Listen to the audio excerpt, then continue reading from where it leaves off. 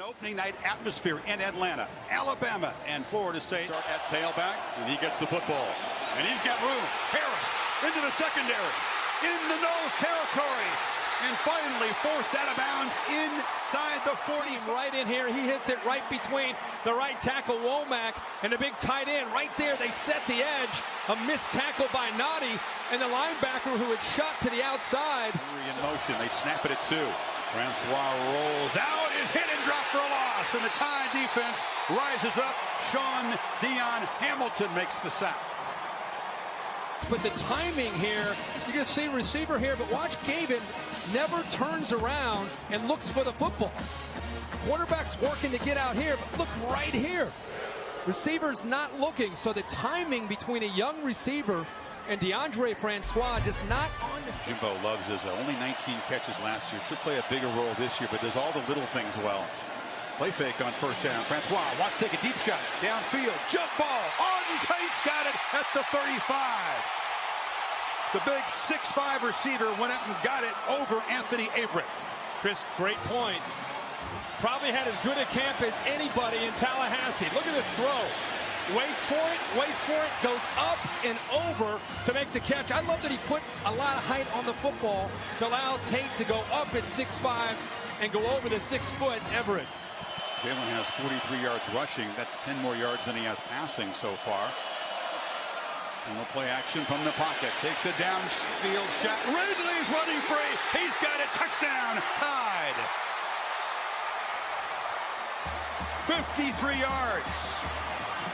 The kind of play they didn't make enough of last year. They've taken some shots early, Kirk, as you thought they might. That's the answer. When a defense is not respecting your ability to throw downfield, and they're determined to take away the running game and put the game on the shoulders of the quarterback.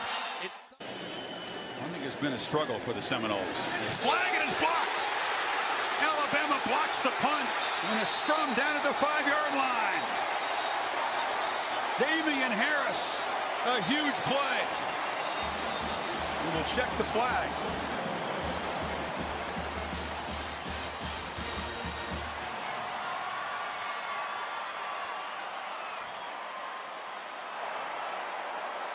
Formation, offense, more than 4 in the backfield. It's declined. First down. So a blocked field goal before halftime, and now this blocked punt, which sets up Bama at the 6, Kirk. And Damian Harris gets in there to block it. Crucial time with the ball deep in the Florida State territory.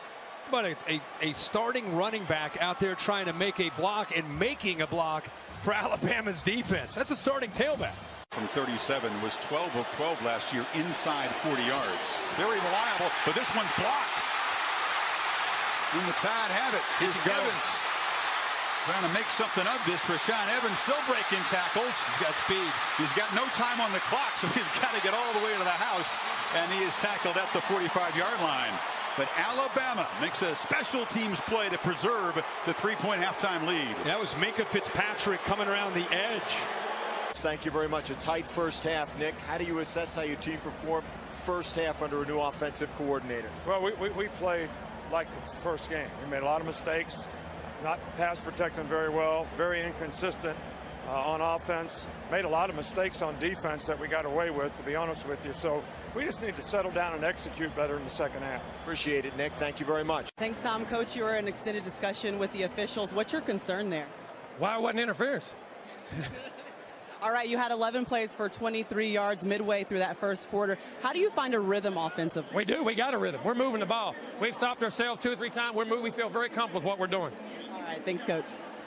Outside of a bar about a week ago. There he is. And he's coming strong, and he knocks the quarterback down. He has been pent up all night. That leg looks just fine, despite the gunshot wound. He goes right by the right guard this time, Minshew. Look at that. This is a slap. I mean, keep in mind the size of Raekwon Davis. 6'7", 306 pounds. You don't see linemen that big who can move like that. But Davis. Defense. And we get the football back down 13-7 after the chip shot field goal forced. Gavin fields it, and he's in deep trouble. Didn't field it cleanly, now lost the ball. It comes out. Alabama jumps on it at the 11. Another special teams misplay by the Seminoles. Wow, that was rough from the start, and Holcomb, maybe their best special teams player last season, comes up with it. He was hesitant coming out, and it looked like Dylan Moses knocked that ball loose. Watch him come in here, number 8.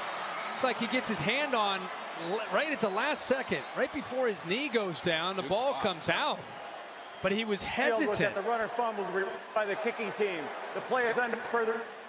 Yep. Harris bursts free and scores.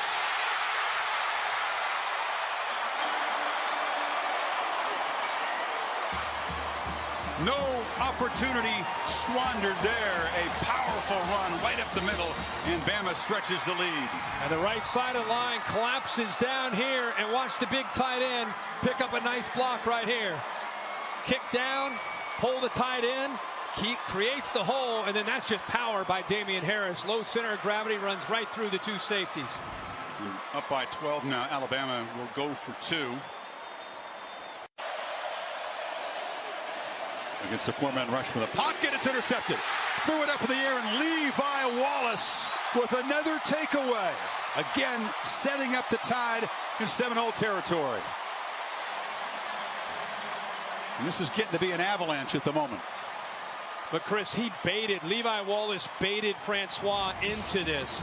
Watch Wallace, when you see a defensive back's shoulders like this, you think it's man-to-man and he's in bump. As the ball is snapped, he retreats and bails. Francois is caught off by, actually surprised by this. He's trying to throw it into a little window behind the corner in front of the safety, but the corner bailed on him, surprised him, and goes up and makes an easy interception. Good job, good coverage call by Jeremy Pruitt, and great technique there by 39 Levi. Knowles are thinking about paying back the Cardinals down the line here. So Francois with a 14-point lead, throws it right into coverage, picked off again. Mack Wilson this time, and Francois all of a sudden, Kirk, really struggling. Yeah, he stared down his intended receiver, Auden Tate, and he's kind of looking at him like maybe he wanted him to work back away from it, but he brings the linebacker over here. Watch the head and eyes of Francois. Watch how he brings him over right there. Made it easy for the linebacker Wilson to come over and make that play. Had enough time, just didn't either underestimate it, didn't see the linebacker, but clearly brought him over. And not able to get enough possessions because of mistakes. Francois is flushed and chased, and he'll be dropped. That was Ronnie Harrison out of the secondary, and Francois is down holding his left knee and grimacing. Uh-oh. Ronnie Harrison, when he tackled him, kind of rolled up onto his the back of his legs. Blitz comes right over the left there, and there's the speed of Harrison. See at the end of that play. Yeah, you're right. He just sort of inadvertently rolled on the left leg there. On the shoulder pad, and he is. Minka talking to him as well.